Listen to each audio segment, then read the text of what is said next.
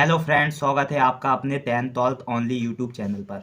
तो आज बात करेंगे गिरजा कुमार माथुर जो कवि हैं उनके जीवन परिचय की और उनकी रचनाओं की और काव्यगत जो उनकी विशेषताओं की और साहित्य में उनका कौन सा स्थान रहा है इसकी। तो सबसे पहले बात करेंगे कि इनका जो जीवन परिचय कैसा रहा है। गिरजा कुमार माथुर ये अपने आप में एक विशिष्ट कवि रहे हैं, तो इनके जीवन परिचय के बारे में सबसे पहले बात करते हैं।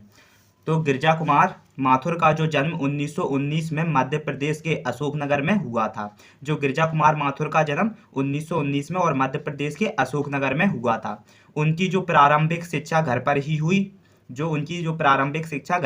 हुई झांसी ग्वालियर से माध्यमिक शिक्षा प्राप्त की तथा लखनऊ विश्वविद्यालय से एमए अंग्रेजी की उपाधि प्राप्त की। इन्होंने झांसी और ग्वालियर से माध्यमिक शिक्षा प्राप्त की थी तथा लखनऊ विश्वविद्यालय से एमए अंग्रेजी की उपाधि प्राप्त की और कुछ समय वकालत करने के बाद अपने आकाशवाणी और दूरदर्शन में नौकरी कर ली। इन्होंने कुछ समय तक वकालत की, उसके बाद आकाशवाणी और दूरदर्शन में नौकरी कर ली। आकाशवाणी का जो विविध भारतीय कार्यक्रम आपकी परिकल्पना थी, इनकी जो आकाशवाणी की विविध भारतीय कार्यक्रम इनकी क्या परिकल्पना थी और उनका जो निधन 1994 में हो गया।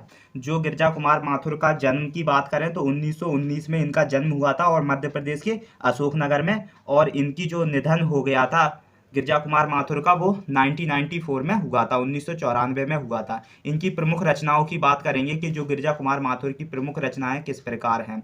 तो गिरजा कुमार माथुर की प्रमुख काव्य रचनाएं इस प्रकार, इनमें प्रमुख रचनाएं सबसे पहले मंजीर थी इनकी प्रमुख रचना। इसके बाद नाश और निर्माण रही, धूप के दहन, शिलापंख चमकीले, भीतरी नदी की यात्रा और छाया मत छूना, ये इन्हीं की ही काव्य प्रमुख रचनाएं रही हैं गिरजा कुमार माथुर की। अब बात करेंगे इनके काव्यगत विशेषताओं की। जो काव्यगत विशेषताओं का ये खंड आ है जिसमें भाव पक्ष है, और काव्यगत विशेषताओं का जो खंड बा है उसमें कला पक्ष होगा। तो भाव पक्ष में बात करेंगे सबसे पहले कि इनका जो सरसता एवं रागात्मकता कैसा रहा है इसमें भाव पक्ष में।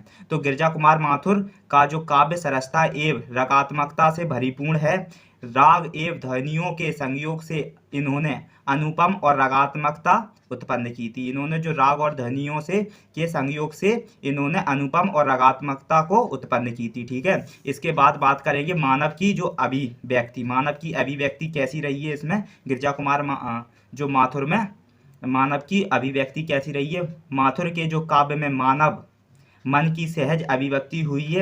अपनी अनुभूतियों का विश्लेषण भी वे करते जाते हैं और उन्होंने अपनी अनुभूतियों का भी विश्लेषण की बात की है। और माथुर का जो काव्य मानव की प्रेम एवं सौंदर्य, ये इनका तीसरा भाव पक्ष है जिसमें इन्होंने बताया है जो प्रयोगवादी कबीर माथुर के काव्य में प्रेम एवं सौंदर्य को वाइडर विषय में रूप में स्वीकार किया है। जो प्रेम एवं सौंदर्य की बात करें तो इनका प्रयोगवादी जो कबीर हैं कौन, गिरजा कुमार माथुर, इनके काव्य में प्रेम एवं सौंदर्य को बड़े विषय के रूप में स्वीकार किया है। और प्राकृतिक चित्रण की बात करेंगे इनके, तो इनने प्राकृतिक चित्रण में माथुर जी के काव्य में जो प्राकृतिक का जो चित्रण हुआ है वह विलक्षण है। जो माथुर के काव्य में जो प्रगति का जो चित्रण हुआ है वह कैसा है, विलक्षण है प्रगति चित्रण में। और नवीन चिंतन धारा की बात करेंगे तो माथुर के जो काव्य में नवीन चिंतन धारा की अभिव्यक्ति हुई है। जो माथुर के काव्य में नवीन चिंतन धारा की अभिव्यक्ति हुई है। बुद्धि तत्व की जो प्रधानता तथा व्यंग्यात्मकता ने इनके काव्य को प्रभावी बना दिया है। तो बताया जा रहा है कि जो नवीन चिंतन धारा में इनकी जो काव्य पक्ष रहा है, नवीन चिंतन धारा, इसमें माथुर के काव्य में जो नवीन चिंतन धारा की अभिव्यक्ति हुई है और बुद्धि तत्व की जो प्रधानता तथा व्यंग्यात्मकता ने इन्होंने काव्य को इन्होंने प्रभावी बना दिया है। ठीक है, अब बात करेंगे इनकी कला पक्ष के बारे में कि इन्होंने कैसी कैसी कलाएं दी हैं। तो इनकी भाषा की बात करेंगे। गिरजा कुमार माथुर ने जो किस प्रकार भाषाओं का प्रस्तुत किया है। शुद्ध साहित्य और खड़ी बोली में काव्य सर्जन करने वाले माथुर ने जो चित्रोत्मकता का अद्भुत विधान किया है। इन्होंने क्या किया है, जो शुद्ध साहित्यकता खड़ी बोली का प्रयोग किया है और सर्ज करने वाले जो माथुर ने चित्रोत्मकता का उद्भुत छंद की बात करेंगे। ये कला पक्ष में ये छंद है। तो इनने प्रारंभ में जो प्राचीन छंदों में काव्य रचना करने वाले माथुर ने दोनों का प्रयोग कर और नवीन छंदों की रचना की है। जो छंद की बात करेंगे तो इनने जो प्राचीन छंदों में काव्य रचना लोक धुनों का प्रयोग किया है और नवीन छंदों की रचना की है। ठीक है, इन लोक धुनों का प्रयोग करके और नवीन छंदों का जो रचना की है। ठीक है, अलंकार की बात करेंगे, इन्होंने किस प्रकार अलंकार की उपस्थिति की है। अनुप्रास, रूपक आदि के साथ साथ मानवीकरण और विशेषण, विषर्य आदि अलंकारों का जो सुंदर प्रयोग गिरिजा कुमार माथुर ने किया है। अलंकार की बात करेंगे, जो अनुप्रास और रूपक आदि के साथ साथ जो मानवीकरण और विशेषण, विलक्षण आदि अलंकारों का सुंदर प्रयोग गिरिजा कुमार माथुर ने किया है। शैली की बात करेंगे, इनकी जो शैली हुई है प्रयोग धर्मा कबीर, जो गिरिजा कुमार माथुर ने सहज और सरस और एवं सरल शैली में काव्य रचनाएं की हैं। इनने किस प्रकार रचनाएं की हैं शैली में, कह रहा प्रयोग धर्म, जो कबीर गिरिजा कुमार माथुर हैं इन्हें प्रयोग धर्मा कहा जाता है